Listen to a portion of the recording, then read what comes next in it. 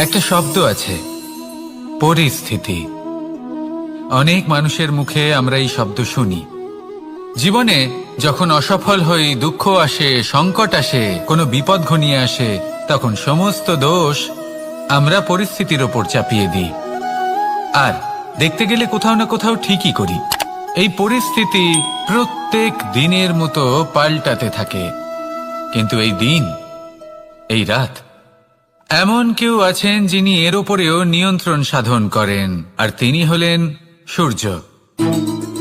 ঠিক সেই রকমই আমাদের জীবনেও সূর্য হলো এই মন। যদি এই মনের উপর আমরা নিয়ন্ত্রণ করতে পারি, তাহলে আমরা জীবনকেও নিয়ন্ত্রণ করতে পারব। প্রথমে এই মনের রাজা হয়ে উঠতে হবে। তাই মনে রাখবেন, যদি মন দুর্বল হয়, তাহলে পরিস্থিতি আমাদের সমস্যা বলে মনে হবে। এই মন যদি স্থির হয়, পরিস্থিতি প্রতিস্পর্ধা বলে মনে হবে।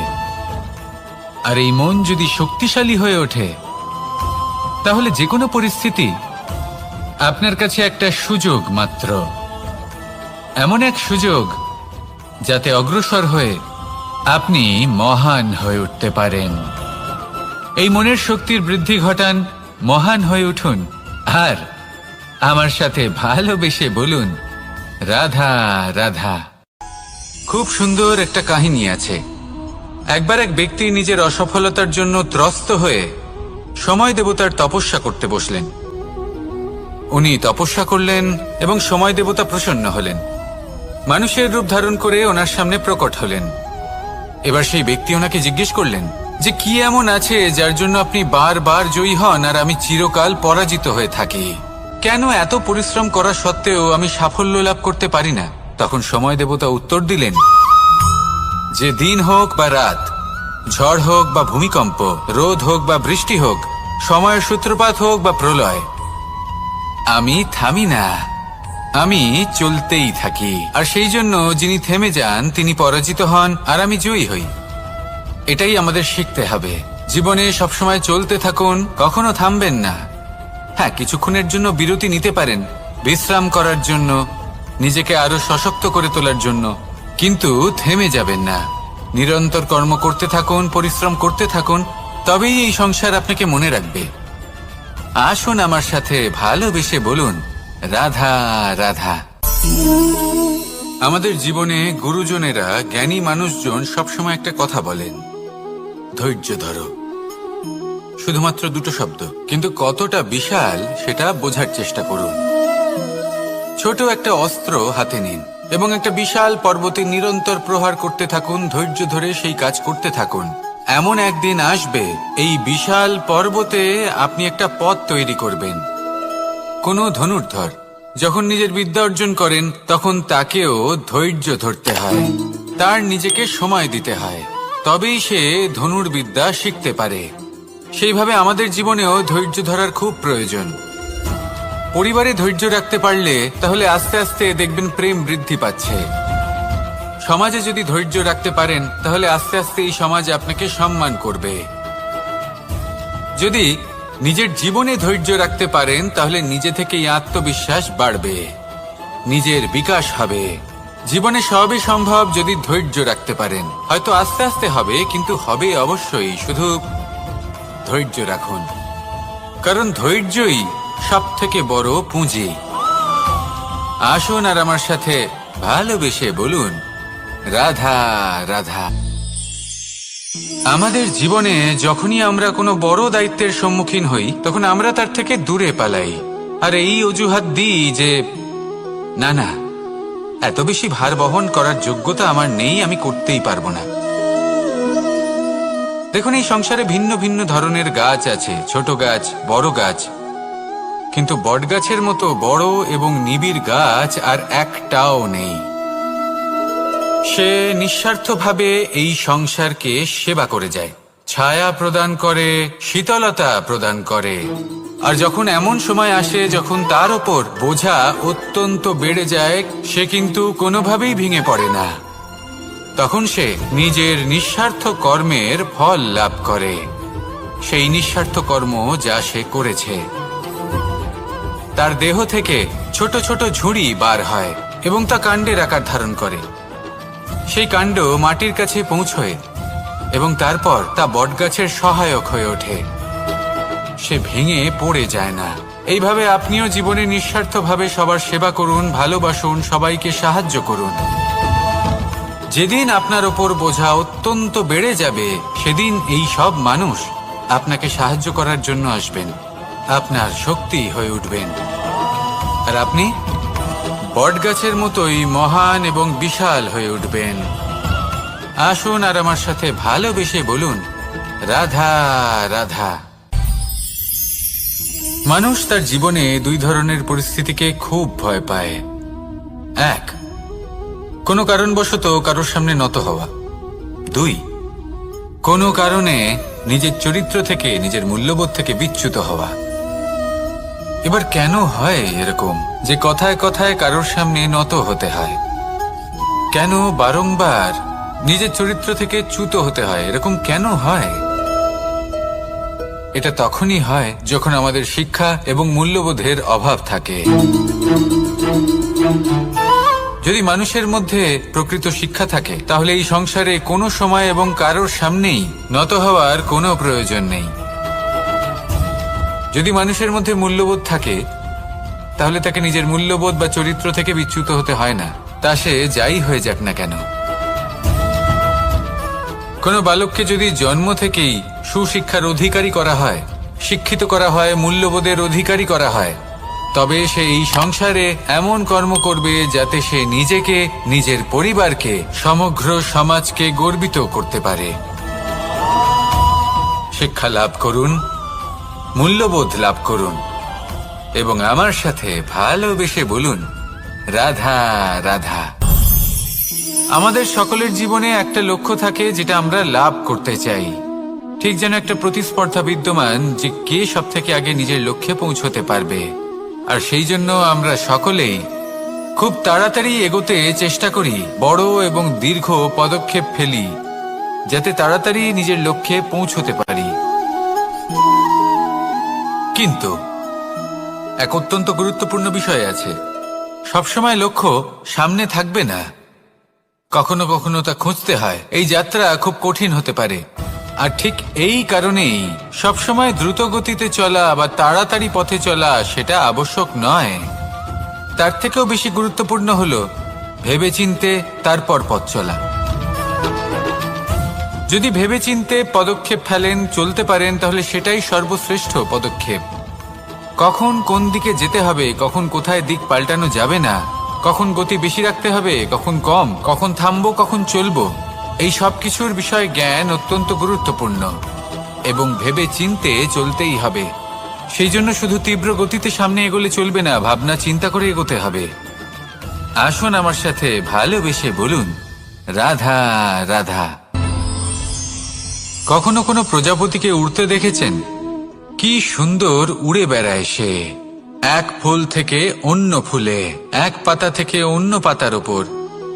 কিন্তু সে কিভাবে উড়তে শেখে কখনো ভেবেছেন? জন্ম থেকেই কিন্তু প্রজাপতির ডানা থাকে না, ও কিন্তু ছোট্ট একটা ডিমের আকারে জন্ম লাভ করে। তারপর সেই ডিমটি ভেঙে একটি কীট বাইরে আসে। আস্তে আস্তে সে বড় হয়, ওর শক্তি বৃদ্ধি পায়। তারপর সে সেই কীট দশা ত্যাগ করে নিজের ডানাগুলি মেলে। এই প্রক্রিয়া তার কাছে সরল নয়, অত্যন্ত যন্ত্রণাদায়ক প্রক্রিয়া, কিন্তু সে সেই যন্ত্রণা মেনে নেয়। আর তারপর আস্তে আস্তে সে উড়তে শেখে। শুধুমাত্র আকাশে উড়ে বেড়ায় তা নয়, আমাদের মনের মাঝে উড়ে বেড়ায়। এবার এই ডিম থেকে প্রজাপতি হয়ে ওঠার যে যাত্রা, এটা যতটা কঠিন, ততটাই কঠিন হয় এই সংসারে শ্রেষ্ঠ কর্ম করা, ততটাই কঠিন হয় এই সংসারে মহান হয়ে ওঠা। সেই জন্য প্রয়োজনীয় প্রচেষ্টা এবং সময়। নিরন্তর প্রচেষ্টা করতে থাকুন, পর্যাপ্ত সময় নিন এবং আপনি নিজেকে এই আকাশে উড়ন্ত অবস্থায় পাবেন।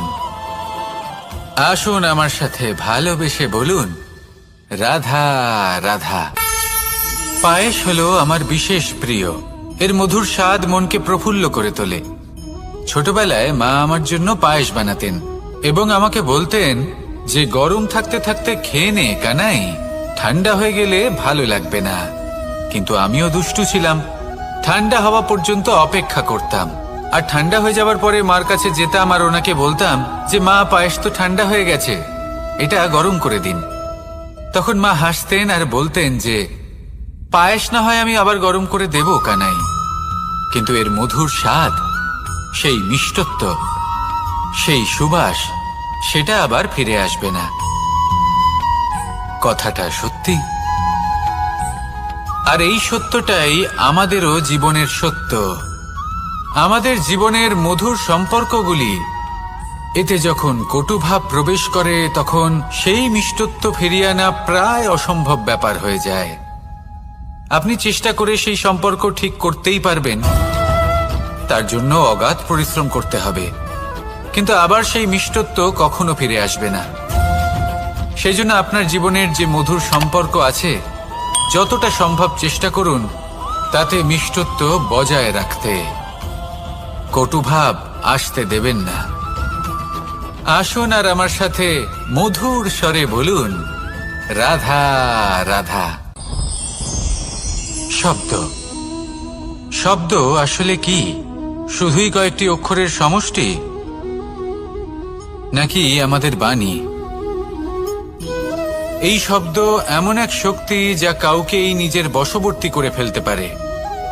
শব্দ এমন এক অস্ত্র যা কাউকে ক্ষত বিক্ষত করে দিতে পারে। এই শব্দ হলো একটি নাদ স্বরূপ, যা কোনো ঘুমন্ত ব্যক্তিকেও জাগিয়ে তুলতে পারে এবং নিজের লক্ষ্যের দিকে অগ্রসর করতে পারে। শব্দে এত শক্তি আছে যে কারোর মনে এতটা আঘাত দিতে পারে যে সে হয়তো জীবনে আর কখনো এগোতেই পারল না। তাহলে এই শব্দের প্রয়োগ খুব ভেবে চিন্তে করবেন। এবং এই শব্দের মতোই হলো নীরবতা। অনেক সময় এই নীরবতা আমাদের সহায়ক হয়ে ওঠে, অনেক সময় এটা আমাদের অনুশোচনাকে অনেক বেশি বাড়িয়ে তুলতে পারে। ভীষ্ম পিতামহ, অঙ্গরাজ কর্ণ, যখন দ্রৌপদীর বস্ত্রহরণ হচ্ছিল তখন এনারা নীরব ছিলেন। দুর্যোধনের বিরোধিতা করেননি, ওকে বাধা দেননি। আর তারপর কি হলো সেটা আপনারা সকলে জানেন।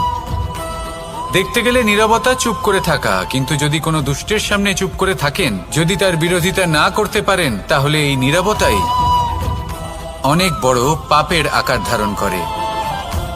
মনে রাখবেন আর আমার সাথে ভালোবেসে বলবেন, রাধা রাধা। আভূষণ, কার না ভালো লাগে এই আভূষণ?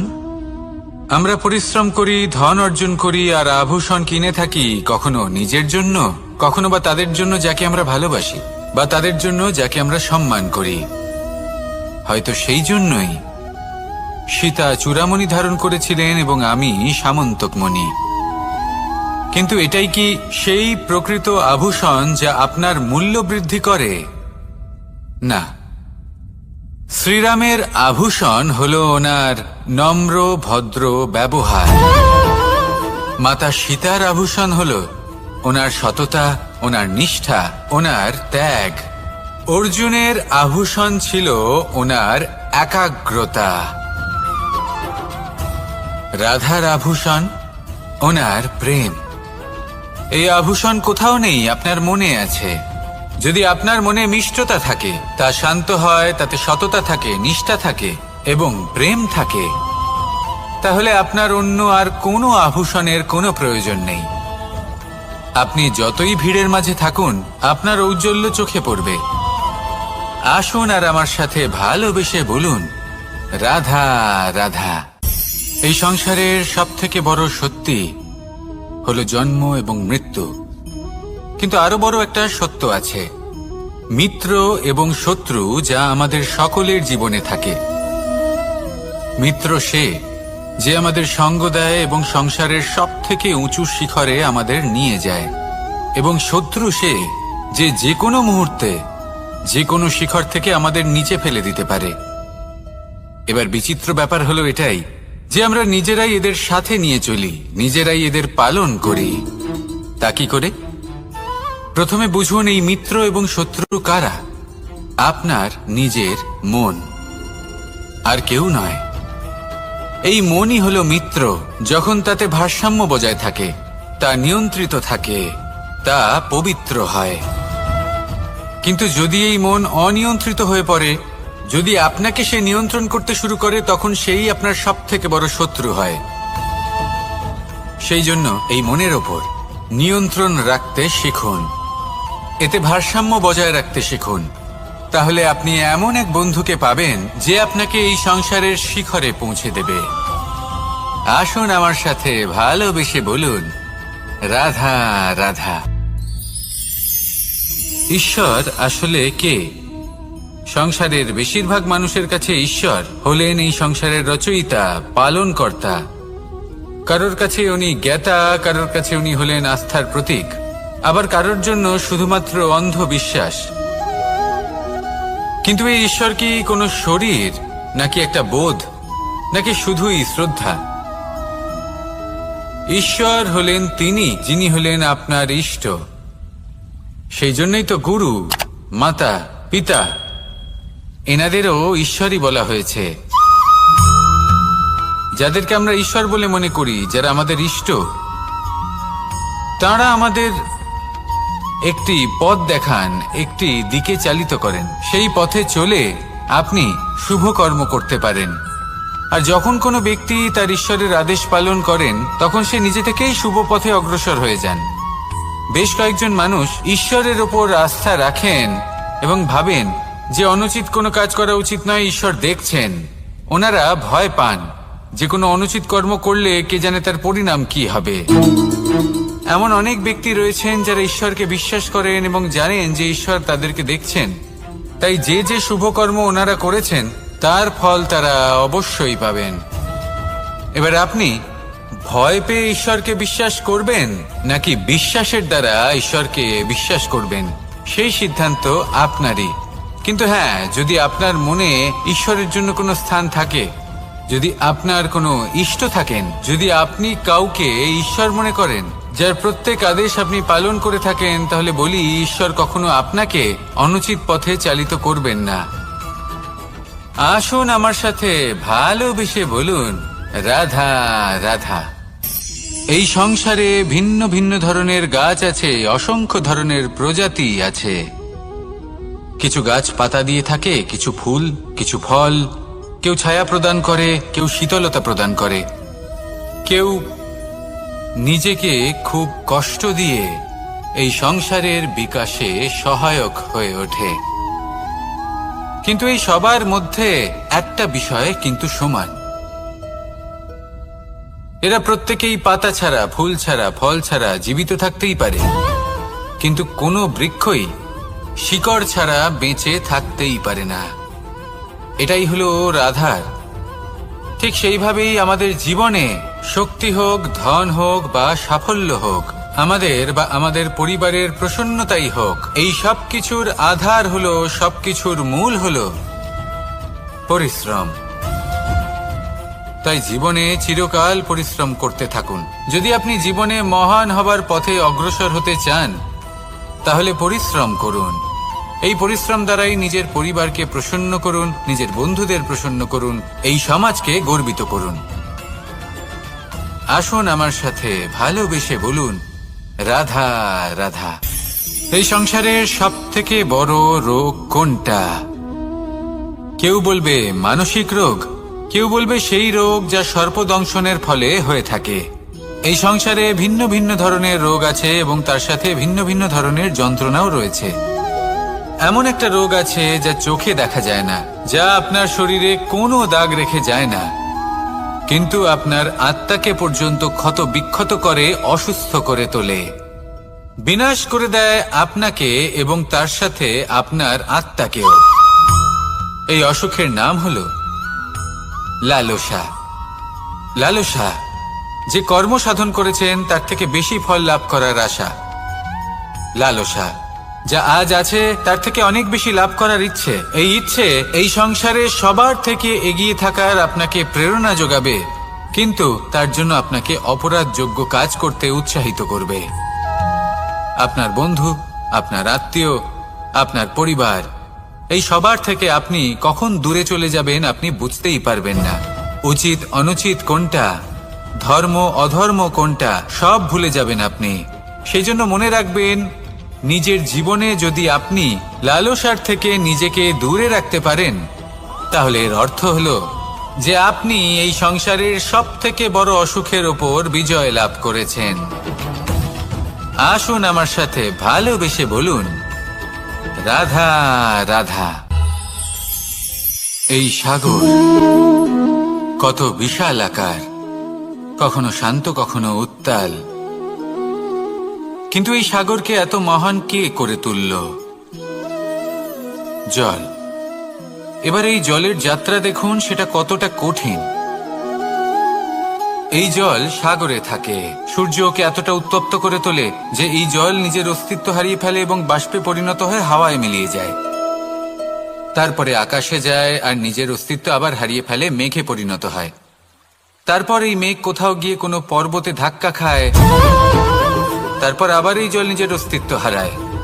তারপরে বর্ষার রূপ ধারণ করে তা বর্ষিত হয়, বা কোনো পর্বতের চূড়ায় তার শিখরে বরফের রূপ ধারণ করে। তারপরে এই বর্ষা মাটির দিকে নিজের যাত্রা শুরু করে। এবার মাটিতে ঝরে পড়া এই বর্ষা স্রোতের আকার ধারণ করে এবং আস্তে আস্তে বইতে থাকে। এই নদীর আকার ধারণ করে এবং নদী রূপে বইতে বইতে পাথরে ধাক্কা খায় বা কোনো পর্বতে ধাক্কা খায়, আর তারপর এই নদী এসে সাগরে সমাহিত হয়ে যায়। নদীর এই জল আবারও নিজের অস্তিত্ব হারিয়ে ফেলে, কিন্তু এইবার সেই জল নিজেই সাগরে পরিণত হয়। এটা আমাদের সকলের জন্য একটা শিক্ষা যে এই সংসারে জীবন এবং সময়ের হলো এক অনন্ত যাত্রা। এই সংসারে যা কিছু আছে তার সূত্রপাত কোথাও একটা হবেই। সেই জন্য মৃত্যু এবং সমাপ্তির চিন্তা ত্যাগ করে দিন, আর যে সূত্রপাত আপনি লাভ করছেন তার আনন্দ উপভোগ করুন। ভেবে দেখুন আপনি কিভাবে শ্রেষ্ঠ কর্ম করতে পারেন যাতে এই সংসার এবং এই সমাজ, এই দুইয়ের মঙ্গল সম্ভব। আসুন আমার সাথে ভালোবেসে বলুন, রাধা রাধা। লোভ আপনার অন্তরের আরো একটা শত্রু। দেখতে গেলে এটা একটা শব্দ, একটা সংস্কৃত শব্দ, লব ধাতু থেকে উৎপন্ন হয়েছে। এর অর্থ কিছু লাভ করা। কিছু লাভ করা অনুচিত নয়, আরো কিছু লাভ করাও অনুচিত নয়, কিন্তু সব থেকে বেশি আমি লাভ করব, আমি আরো চাই, আরো বেশি চাই, আরো বেশি পেতে চাই, এটাই হলো লোভ। আর এই লোভ যখন গ্রাস করে তখন আপনি যা পেতে চান, সে ধনই হোক বা মানই হোক, তা অর্জন করার জন্য মানুষ যে কোনো স্তরে পৌঁছে যেতে পারে। যদি মানুষ ধন অর্জন করতে চান তাহলে তার জন্য তারা অধর্মের পথেও চলতে পারেন। যদি সম্মান অর্জন করতে চান তাহলে অন্য মানুষকে ছোটও করতে পারেন।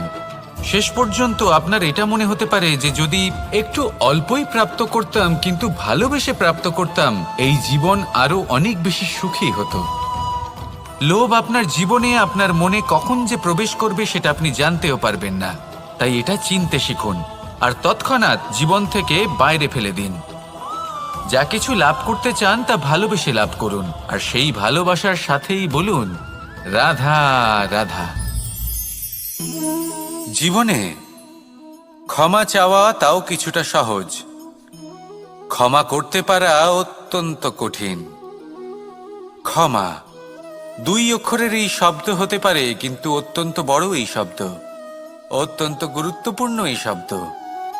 কখনো কখনো অন্য কাউকে ক্ষমা করে দেওয়া তাও কিছুটা সহজ কাজ, কিন্তু নিজেকে ক্ষমা করতে পারা অত্যন্ত কঠিন হয়ে দাঁড়ায়। অতীতে যদি আমাদের এমন কোনো ভুল হয় যে কারণে আমরা নিজেকে ক্ষমা করতে পারি না, অনেক সময় এমন কিছু ভুল করে বসি যে বিষয় শুধু আমরাই জানি, কিন্তু আমরা নিজেকে ক্ষমাই করতে পারি না, আর আমাদের বিকাশ সেখানে স্তব্ধ হয়ে যায়। কারণ যদি আপনি ক্ষমা করতে না শেখেন, নিজেকে ক্ষমা যদি না করতে পারেন, তাহলে তা আপনার জীবনের সব থেকে বড় বাধা হয়ে দাঁড়াবে। সেই জন্য জীবনে অবশ্যই শিখুন যে কিভাবে নিজেকে ক্ষমা করতে হয়, আর শিখুন যে আগের করা ভুল আবার কি করে না করা যেতে পারে। এই মন হালকা হবে আর প্রসন্ন হয়ে বলবে, রাধা রাধা। এই সংসারে যখনই কোনো সমস্যা আসে তখন আমরা আমাদের সব থেকে বড় সম্বলের কাছে আশ্রয় খুঁজি, তা হলো আমাদের বিশ্বাস। এবার প্রশ্ন হলো এটাই যে এই বিশ্বাস কার উপর করা যেতে পারে? পরিবারের ওপর, বন্ধুর ওপর, নাকি তাদের ওপর বিশ্বাস করা উচিত যাদেরকে আমরা কখনো সঙ্গ দিয়েছি? দেখুন, এই সংসারে বিপদের সম্মুখীন হলে কে আপনাকে সাহায্য করবে সেটা নির্বাচন করা আপনার হাতে নেই।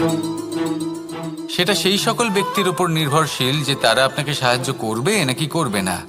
অর্থাৎ যখনই কোনো বিপদ আসে, সর্বপ্রথম তার সম্মুখীন আমাদের নিজেকেই হতে হয়, আর তার জন্য প্রস্তুত থাকা প্রয়োজনীয়। সেই শক্তি, সেই সাহস অর্জন করা প্রয়োজনীয়। দেখুন, যখনই অন্ধকার আসে তখন সবার আগে কে আপনাকে ত্যাগ করে চলে যায়? আপনার নিজেরই ছায়া। এই অন্ধকারের সম্মুখীন হতে হয় অন্তরের প্রদীপের দ্বারা, অন্তরের আত্মা দ্বারা। তবেই আপনি অন্ধকারের ওপর জয়লাভ করতে পারবেন। সেই জন্য যে বিপদই আসুক না কেন, নিজেকে তার জন্য প্রস্তুত রাখা উচিত। সেই সাহস নিয়ে আসুন। এমন কোনো বিপদ নেই যা আপনাকে ভেঙে দিতে পারে। আসুন আমার সাথে ভালোবেসে বলুন, রাধা রাধা। মানুষ সবসময় চায় যে তার জীবনে যেন কখনো কোনো সমস্যাই না আসে। সে চায় তার জীবন যেন শুধুমাত্র শান্তি এবং সুখের দ্বারা পূর্ণ থাকে। কিন্তু এই চাহিদা অনুচিত কিছু নয়। আমরা সবাই এটাই চাই যে জীবনে সুখ থাক, শান্তি থাক। কিন্তু এই কথা সবসময় মনে রাখবেন, যে সূর্য উদিত হন সংসারকে প্রকাশমান করেন, দুপুরবেলায় সংসারকে রৌদ্র প্রদান করেন, সন্ধেবেলায় তাকেও অস্ত যেতে হয়। এবার আমাদের জীবন চক্র কিছুটা এরকমই। কোনো কিছুই চিরকাল একরকম থাকে না। কখনো এই নদীকে দেখুন, যা বয়ে চলেছে। এই নদী যা বয়ে চলেছে তার পথেও অনেক বিপদ আসে। বড় বড় পাথরের সম্মুখীন হয়ে তাকেও সামনে এগিয়ে যেতে হয়। একটি পুকুর যা চারদিক থেকে ঘেরা, তার জীবনে কিন্তু কোনো সমস্যা নেই। কিন্তু এই সংসারে পুকুরের পুজো করা হয় না, পুজো করা হয় নদীকে। মনে রাখবেন, সমস্যার ঊর্ধ্বে তিনি উঠতে পারেন যিনি সমাধি লাভ করেছেন, যিনি এই সংসারেই নেই। যিনি এই সংসারে আছেন এবং জীবিত আছেন, তার জীবনের সমস্যা হলো শ্বাসবায়ুর মতোই গুরুত্বপূর্ণ। আসুন আমার সাথে ভালোবেসে বলুন, রাধা রাধা। আজ আমি আপনাকে একটা ছোট্ট কাহিনী শোনাবো। একবার আমি, রাধা আর দাদা, আমরা তিনজনে মিলে লুকিয়ে একটা উপবনে গেলাম আম পেড়ে খেতে। অনেক পরিশ্রম করে আমরা ওখানে পৌঁছলাম আর আমরা আশ্চর্যচকিত হয়ে গেলাম এটা দেখে যে এবার তো আম পাকেইনি। এবার দাদা কি করলেন, একটা আম পাড়লেন আর সেটা চাখলেন, আর উনি নিরাশ হয়ে পড়লেন। উনি বললেন যে এটা তো খুবই টক। তারপর রাধা একটা আম পাড়লো আর সেটা চেখে দেখলো, আর রাধা উৎসাহিত হয়ে পড়ল। আমি রাধাকে জিজ্ঞেস করলাম, কি হয়েছে, তুমি এত উৎসাহিত কেন? তখন রাধা বলল যে এবার এত বেশি টক আম হয়েছে যে এগুলো দিয়ে আমরা আচার বানাবো। তাহলে দাদা ওখান থেকে বেরিয়ে গেলেন নিরাশ হয়ে এবং খালি হাতে। রাধাও ওখান থেকে বেরিয়ে গেল কিন্তু উৎসাহিত হয়ে, আর অনেকগুলো কাঁচা আম সাথে নিয়ে। এর থেকে আমরা কি শিক্ষা পেতে পারি? যে প্রত্যেকটা স্থানে এমন কিছু রয়েছে যেখান থেকে আমরা কিছু একটা শিক্ষা লাভ করতে পারি, যা আমাদেরকে বিকাশের পথে নিয়ে যেতে পারে। এই শিক্ষা প্রত্যেক স্থানে আছে। সবকিছু আমাদের দৃষ্টিভঙ্গির উপর নির্ভর করছে। যখনই আমাদের জীবনে, আমাদের সম্পর্কে কোনো সমস্যা, কোনো বিপদ আসে, তখন বেশিরভাগ মানুষ সেই বিষয় নিয়ে দুঃখী হয়ে পড়েন। আর কিছু মানুষ এমনও থাকেন যারা শেষ পর্যন্ত তার সমাধান করেন, বিপদকে পরাজিত করেন, সম্পর্কগুলিকে আবার জুড়ে দেন। যদি আপনি সুখের খোঁজ করেন তাহলে আপনি সুখ অবশ্যই পাবেন, প্রসন্নতা অবশ্যই পাবেন। যদি আপনি দুঃখ খোঁজেন তাহলে দুঃখ অবশ্যই পাবেন। এবার আপনি কি খুঁজতে চান, সেই চয়ন আপনারই। আসুন আর আমার সাথে ভালোবেসে বলুন, রাধা রাধা। কখনো কোনো প্রজাপতিকে উড়তে দেখেছেন? কি সুন্দর উড়ে বেড়ায় সে, এক ফুল থেকে অন্য ফুলে, এক পাতা থেকে অন্য পাতার ওপর। কিন্তু সে কিভাবে উড়তে শেখে কখনো ভেবেছেন? জন্ম থেকেই কিন্তু প্রজাপতির ডানা থাকে না, ও কিন্তু ছোট্ট একটা ডিমের আকারে জন্ম লাভ করে। তারপর সেই ডিমটি ভেঙে একটি কীট বাইরে আসে। আস্তে আস্তে সে বড় হয়, ওর শক্তি বৃদ্ধি পায়। তারপর সে সেই কীট দশা ত্যাগ করে নিজের ডানাগুলি মেলে। এই প্রক্রিয়া তার কাছে সরল নয়, অত্যন্ত যন্ত্রণাদায়ক প্রক্রিয়া, কিন্তু সে সেই যন্ত্রণা মেনে নেয়। আর তারপর আস্তে আস্তে সে উড়তে শেখে। শুধুমাত্র আকাশে উড়ে বেড়ায় তা নয়, আমাদের মনের মাঝে উড়ে বেড়ায়। এবার এই ডিম থেকে প্রজাপতি হয়ে ওঠার যে যাত্রা, এটা যতটা কঠিন, ততটাই কঠিন হয় এই সংসারে শ্রেষ্ঠ কর্ম করা, ততটাই কঠিন হয় এই সংসারে মহান হয়ে ওঠা। সেই জন্য প্রয়োজনীয় প্রচেষ্টা এবং সময়। নিরন্তর প্রচেষ্টা করতে থাকুন, পর্যাপ্ত সময় নিন, এবং আপনি নিজেকে এই আকাশে উড়ন্ত অবস্থায় পাবেন। আসুন আমার সাথে ভালোবেসে বলুন, রাধা রাধা, রাধা রাধা। আপনারা হয়তো ভাবছেন কি আশ্চর্য ব্যাপার, প্রত্যেকবার আমি কথা শেষ হওয়ার পরে রাধা রাধা বলি। এইবার আমি আগেই বলে দিলাম। কারণটা কি? কারণ হলো অত্যন্ত বিশেষ। প্রত্যেকবার কথা সমাপ্ত হবার পরে আপনাদের সবার মধ্যে ভালোবাসা বিতরণ করতে চাই, তাই রাধা রাধা বলি। কিন্তু এইবার এই নতুন এবং বিশেষ সূত্রপাতে প্রথমে প্রেম বিতরণ করা অত্যন্ত আবশ্যক। এবার একটা বিষয় আছে যা জানেন হয়তো সকলেই, কিন্তু বুঝতে খুব কম জন পারেন। এই প্রেম, এই আনন্দ, এই সকল কিছুর সূত্রপাত হয় নিঃস্বার্থ আবেগের দ্বারা। ঠিক যেমন একজন মাতাকেই দেখে নিন। যখনই একজন মাতা সন্তানকে জন্ম দেন, তখন এই সংসার ভুলে যায় যে তার জন্য এটা একটা নতুন জন্ম। কারণ একজন নারী তখন একজন মাতৃরূপে নতুন ভাবে জন্ম নেন। একজন নারী স্ত্রী ও গৃহবধূ রূপে কিছু অধিকার লাভ করে থাকেন, কিন্তু তিনি যখন মা হয়ে যান, তখন তিনি শুধুই দান করতে শেখেন। নিজের সন্তানের জন্য কত কিছুই না করেন, তাকে বাৎসল্যের সাগরে ভাসিয়ে নিয়ে যান। এই সংসারে রাজকুমার জন্ম নিতেই পারেন, তাকে রাম এবং লক্ষ্মণ কিন্তু মায়েরাই বানিয়ে তোলেন। একজন গোয়ালা জন্ম নেয়, তাকে দ্বারকাধীশ একজন মাই বানিয়ে তোলেন। পিতা হলেন সেই পর্বত যার একটা অংশ হলো তার সন্তান, কিন্তু মা হলেন সেই শিল্পী যিনি একটা পাথরকে খোদাই করে এমন এক মূর্তি গড়ে তোলেন যাকে সকলে পূজনীয় মনে করেন। তাহলে স্মরণ করুন সেই সকল মুহূর্ত যেগুলি আপনি নিজের মাতার সাথে অতিবাহিত করেছেন। অনুভব করতে পারবেন যে কিভাবে এক মুহূর্তেই এই মন প্রফুল্ল হয়ে ওঠে। এবারের কারণ কি? এর কারণ হলো এই জীবনের আসল দ্বারই হলো মমতা।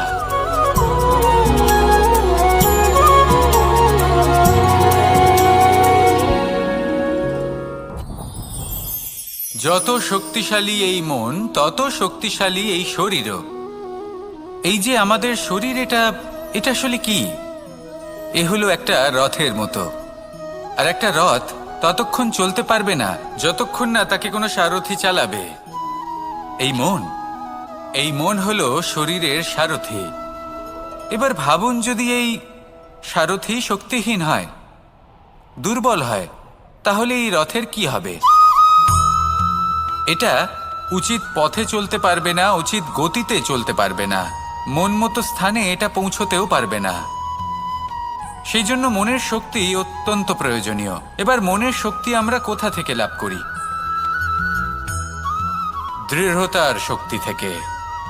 এবার এই শক্তি আমরা কিভাবে বাড়াতে পারি? আমরা প্রতিদিন কিছু নতুন স্থির করি, কিছু ছোট কিছু বড়। আর যেই আমরা নতুন কিছু পূর্ণ করি, আমাদের মনের শক্তি বেড়ে যায়। আর যদি পূর্ণ না করতে পারি, মনের শক্তি কমে যায়। একটা দেওয়ালের মতো ছোট ছোট ছোট ছোট শিলা আমরা একটার পর একটা স্থাপন করে একটা দেওয়াল তৈরি করি। এতগুলো পাথর যখন একত্রিত হয়ে যায়, তখন এমন এক দেওয়াল তৈরি হয় যাকে ভাঙা প্রায় অসম্ভব হয়ে দাঁড়ায়। সেরকমই হয় মন এবং দৃঢ়তা। ছোট ছোট কাজ করে নিজের লক্ষ্য পূর্ণ করুন। এই লক্ষ্য যদি পূর্ণ হয়, তবে মনের শক্তি বাড়বে। কিছুটা এইভাবে যে যত বড়ই বিপদ আসুক না কেন, সেই বিপদ নিজে হার মেনে নেবে, কিন্তু আপনার মন ততটাই শক্তিশালী থাকবে। তাই মনের শক্তি বাড়াতে থাকুন, যাতে আপনি উচিত পথে চলতে পারেন, উচিত গতিতে চলেন আর মনোবাঞ্ছিত স্থানে পৌঁছতে পারেন। তবেই এই মন প্রসন্ন হয়ে বলবে, রাধা রাধা। আমি রাধাকে ভালোবাসি, আর এই কথাটা সমগ্র সংসার জানে। আর সময় অন্তরে লীলার দ্বারা, বিভিন্ন ঘটনা দ্বারা, কর্মের দ্বারা আমি নিজের এই ভালোবাসা রাধার সামনে প্রকাশ করি। এবার আপনি বলবেন, এসবের কি প্রয়োজন? রাধা কি এই কথা জানে না যে কৃষ্ণ তাকে কতটা ভালোবাসে? অবশ্যই জানে, কিন্তু এই যে ভালোবাসা, তা মনে রেখে দেওয়ার জন্য নয়, তা প্রকাশ করার জন্য। আর বারংবার এই ভালোবাসাকে প্রকাশ করা উচিত, উচিত সময় এবং উচিত সুযোগ দেখে। কিরকম? এবার যদি আপনি প্রেমীর সাথে কোনো উৎসবে থাকেন, তাহলে তার সাথে নৃত্য সঙ্গীত করুন। যদি ভিড়ের মাঝে থাকেন, তখন প্রেমীকে সম্মান করুন, একান্তে প্রসাধন করুন। দুঃখের সময় তার হাত ধরে থাকুন, সুখের সময় আলিঙ্গন করে রাখুন। এই প্রেম যত প্রকাশ করবেন, ততই এই প্রেমের বৃদ্ধি হবে। এই প্রেম আরো বেশি গভীর হবে, অটুট হবে। তাই এই প্রেমকে মনে নয়, আপনার জীবনে স্থান দিন। মন খুলে প্রকাশ করুন আর আমার সাথে ভালোবেসে বলুন, রাধা রাধা। মুঠো হাতের শক্তি বেশি, মুঠো খুললেই তা দুর্বল। তা এমন কি থাকা উচিত এই বন্ধ মুঠোয় যা লাখের সমান? মানসিকতা এবং স্বপ্ন। মানুষ জন্মগ্রহণ করে, তার মানসিকতা সময়ের সাথে উন্নত হয়। মানসিকতা অনুযায়ী সে স্বপ্ন দেখে, আর সেই স্বপ্ন সার্থক করতে সে পরিশ্রম করতে থাকে। কিন্তু খুব গুরুত্বপূর্ণ একটা কথা আছে যা আপনার মনে রাখা উচিত। আপনার এই মানসিকতা, আপনার এই স্বপ্ন, তা যেন আপনার নিয়ন্ত্রণে থাকে। আপনার বন্ধ মুঠোয় যেন এর লাগাম থাকে, আপনি যেন এর প্রভু হন। যদি তা হয়, তবেই আপনি লাভবান হবেন। যদি এরা আপনাকে নিয়ন্ত্রণ করতে থাকে, যদি আপনার মুঠো খুলে যায়, না পথ আপনার নিয়ন্ত্রণে থাকবে, না মানসিকতা থাকবে, না স্বপ্ন নিয়ন্ত্রণে থাকবে।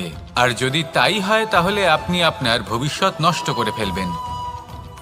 তাই নিয়ন্ত্রণ করতে শিখুন নিজের বিচার বুদ্ধি, নিজের মানসিকতা, নিজের স্বপ্নকে। নিজের এই স্বপ্ন পূরণ করুন আর আমার সাথে ভালোবেসে বলুন, রাধা রাধা। আমার কাছে যশোদা মা যেমন, আমার কাছে দেবকী মা যেমন, আমার কাছে ঠিক তেমনই হলেন গোমাতা। এবার ভেবে দেখার বিষয় হলো এটা, যে এই সংসারে অসংখ্য প্রাণী আছে। একজন গাইকে একজন মায়ের মর্যাদা কেন দেওয়া হয়? তাহলে এর অনেকগুলো কারণ আছে। এই গাই অর্থাৎ গোমাতা, এনারা হলেন অত্যন্ত শান্ত, শান্তিপ্রিয়, কখনো কারোর কোনো ক্ষতি করতেই পারেন না। গোমাতা যে দুধ নিজের বাছুরকে পান করান, সেই দুধই আমাদেরও দেন। সেই দুধ পান করে আমরা শক্তি লাভ করি। এই দুধ থেকে আমরা মাখন, ঘি, পায়েস, এইসব সুস্বাদু খাবার লাভ করি। গোমাতার গোবর আমাদের জ্বালানি হিসেবে সাহায্য করে, যার ফলে খুব কম সংখ্যক কাঠ ব্যবহার করা যায় এবং বেশিরভাগ জঙ্গল সুরক্ষিত থাকে। গোমাতার গোমূত্র, সেটাও আমাদের কাছে লাভজনক। এর দ্বারা আমরা অনেক রোগ থেকে মুক্তি লাভ করতে পারি। গোমাতা যখন একটি বাছুরকে জন্ম দেন, তখন সেই বড় হয়ে আমাদের ক্ষেত কর্ষণ করে। সেই জন্য গাইকেও জীবনে মায়ের মর্যাদা দেবেন। যতটা সম্ভব তাকে সেবা করুন এবং ভালোবেসে তাকে পালন করুন। এই মন নিজে থেকেই প্রসন্ন হয়ে বলবে, রাধা রাধা। ধন, সম্পদ, ঐশ্বর্য, মানুষ হয় নিজের সৌভাগ্যের দ্বারা এগুলো লাভ করে থাকেন বা কর্মের দ্বারা। সৌভাগ্য আসলে কি? গ্রহের দশা, যা প্রত্যেক মুহূর্তে বদলাতে থাকে। কর্মের মাধ্যমে যখন আপনি ধন অর্জন করেন, তখন সেই ধন আপনার আগামী প্রজন্ম লাভ করে। সেটা হয় সে ভোগ করে বা তার জন্য তার ভোগান্তি হয়। আর এটা নির্ভর করছে আপনার কর্মের ওপরে। কি কর্ম করেছেন আপনি সেই ধনকে লাভ করার জন্য। যদি আপনি সৎ পথে চলেন, নিষ্ঠা ভরে আপনি কর্ম করে থাকেন এবং তার ফলে